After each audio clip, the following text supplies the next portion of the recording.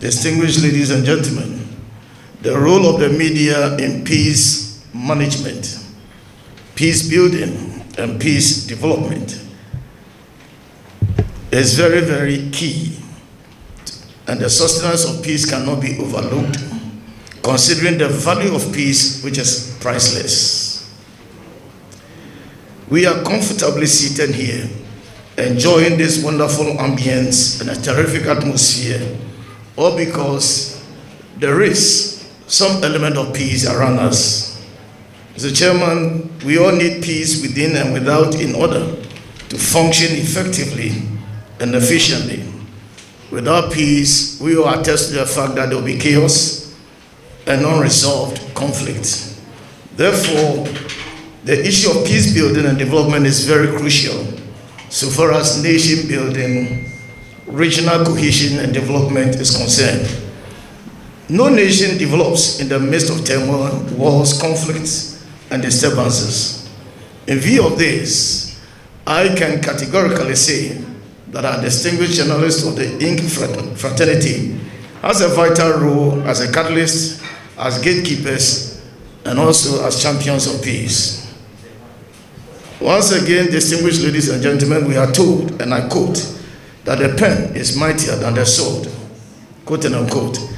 Therefore, with your mighty pens, the media can render every sword working to divide us as one people in this region useless and ineffective. Permit me to share a few about the role of journalism, and I'm quoting from one or two or three important figures. Somebody said journalism is what we need to make democracy work, said by Walter Cronkite. Another one also from George Orwell, he says that real journalism is publishing something that somebody else does not want to publish. Then finally from John Hersey, he says journalism allows its readers to witness history. Fiction gives its readers an opportunity to live, quote and unquote.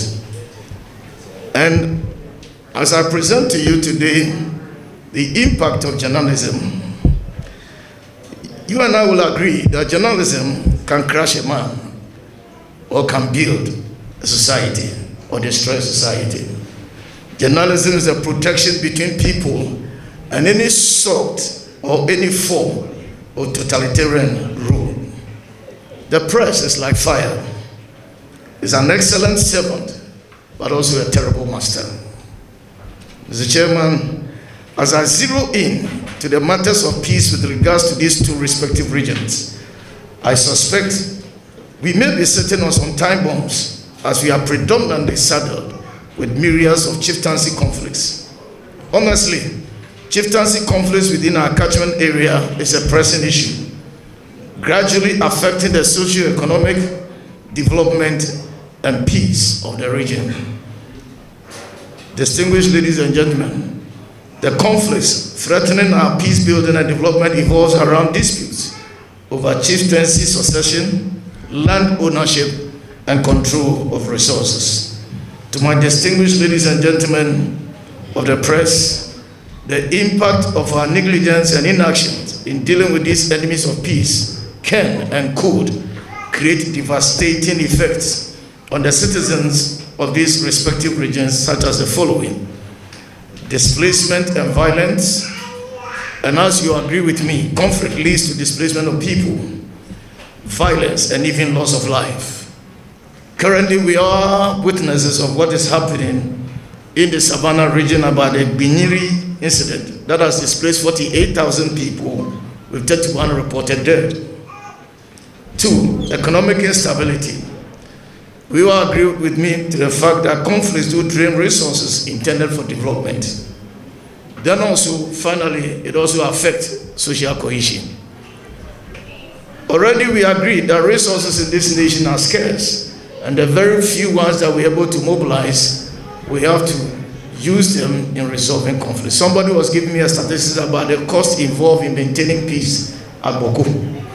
And I think in this region also, the few things that are happening around us, the chieftaincy skirmish is going on. If care is not taken in our reportage, in our discussions, in the things we say and the things we put out there, if we are not careful, it's as if we are sitting on time bomb. And one day, its explosion will be very devastating. On this note, I'd like to call upon all of us, even as we celebrate our awards night, let's also do some level of reflection and see how best we can put our hearts and minds together to make sure that those of us within this fraternity who represent the voices of the masses will be able to speak better to these issues, work together for solutions, work together for cohesion, work together for peace building.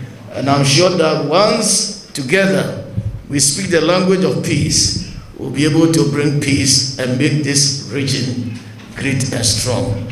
As you celebrate your awards, on my own behalf, let me say congratulations to all the awardees and all the winners, and those who couldn't win, we say better luck to you next time. And I ask that the